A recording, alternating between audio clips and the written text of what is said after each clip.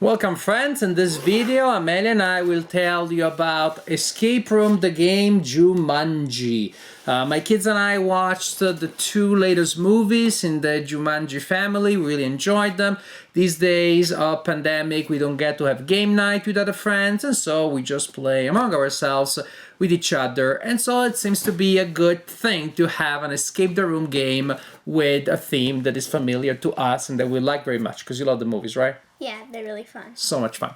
So Jumanji Escape the Room. It is based on the same general ideas of other Escape Room the game games, with this item here that Amelia will now show you and will tell you how it works and how you use it to find the solution to the puzzles.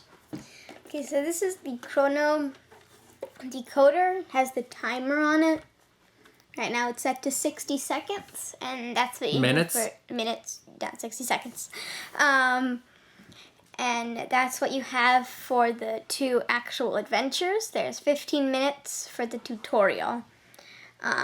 So here you start it. It cannot be stopped once you start it. So be sure that you've done everything, you've gotten something to eat before you start. Because if you want to go get something to eat or use the bathroom, you can't without, because you just can't pause it.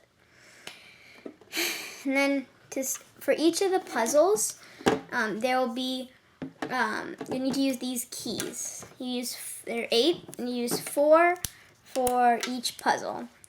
So if I was doing one of the puzzles, and one of it said, circle, this is a circle, then it said F. This has an F on it, if you can see.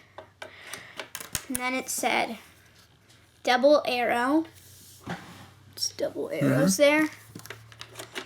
And then The numeral 2. And then you have the numeral 2, since there are The numerals Roman at the numeral. top.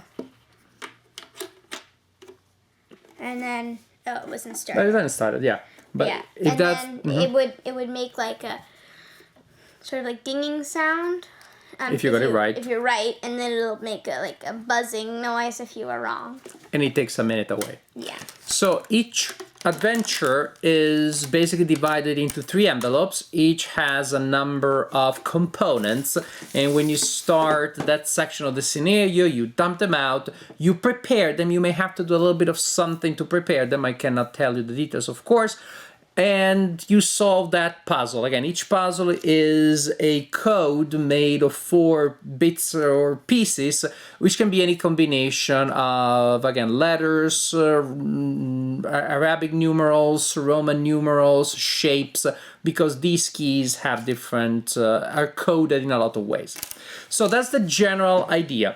And again, we're going to tell you a little bit about the scenarios simply based on what you already find in the box, so I don't think that's a spoiler. After the introduction, in which you enter the video game world of Jumanji, as shown in the reboot of the last 2 movies, after the scenario, and I played the intro by myself, and it was okay, we got the job done of introducing you to the system. Then you have the first main scenario, which is the search for Jesse. And Jesse is in trouble, and let's just say that you need to find him, and you need to go again through 3 stages. So basically you're finding 3 codes. What did you think about that one? Is there any way that we can describe that, our experience of playing the game, without giving any spoilers to our friends? I think it was fun to play. I think all the components were very detailed and very cool. Mm-hmm. And I think it definitely helped to have 2 people, because there were parts I would have missed and parts that he would have missed if we had played by ourselves. And overall, it was just fun. Yeah, and we failed to solve that. We failed to win, but just by a couple of minutes. So we found it hard, but not impossible. If we had made slightly different decisions, figured things out slightly sooner, we would have won. So I like that also very much. There's something about the last series of puzzles that I'm not entirely convinced, because I think the way we did things seemed correct. So I wonder if there are just multiple ways of solving it, but the machine only recognizes one. But it was interesting.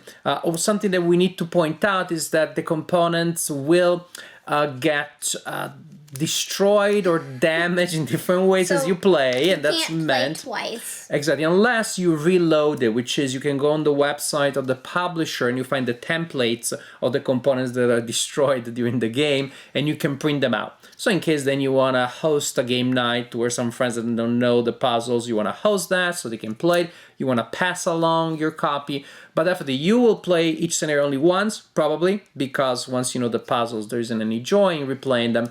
And also, again, physically, you cannot replay them unless you make the components. Or you just buy another one. Or buy another copy, of course.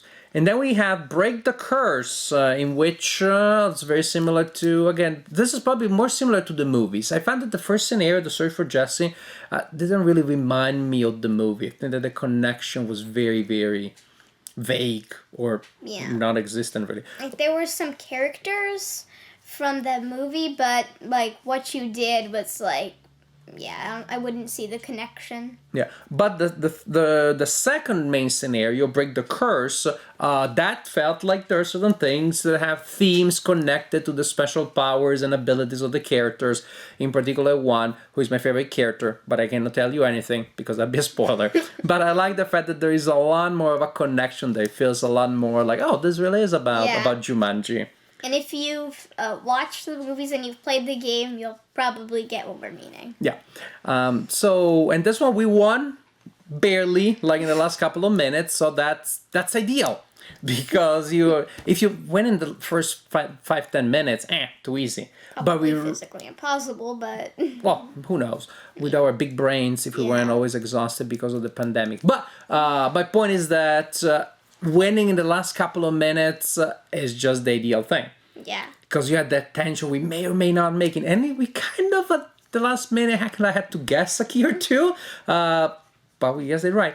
So that to me was really, really fun. Even better. I really enjoyed the Break the Curse scenario.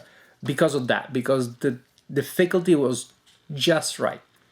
And again, without spoiling anything, there's some pretty creative stuff that you do in the third scenario. You know what I'm saying, right? I think The last level of Break the Curse, where you do that thing and that other thing. You're like, whoa, that thing. Oh, yes. So that was pretty. Also, if you ever watch an Indiana Jones movie, you'll be like, oh, that's fun. Again, I cannot tell you why. After you play the scenario, you let me know. So, I really enjoyed both scenarios, actually. It was really fun. It was fun hanging out with my daughter. So she's 10. I am a little older. But this is definitely a game that you can play with 10-year-olds and people that are a little older. Other things, in case there are friends at home that are wondering whether or not this is a game for them. What do you think? What would you tell them? Well, as I said before, the pieces are really detailed, so that's nice. Like, if you play it and then there's some components that have not been completely destroyed, they can be used for other purposes. Yeah, you would like some of those. She already said that she would like to keep in her room just as like toys, so that tells you they're good quality. Yeah. Some of the hints, sometimes we had mixed feelings about the hints. There what were do you think some about hints those? where it tells you to do something that, like, it's obvious that you have to do it to solve the puzzle. Yeah, they don't feel much like a hint at all. They're not really hints. Yeah. Again, I'm giving a fictional example. So I'm not spoiling. Imagine there's a card that represents a door, a locked door, and a card that represents a key. And the hint is like, use the key to open the door. Wow, wow, What a crazy. useful hint. So that kind of hint. But other hints were really like, oh, that's really useful.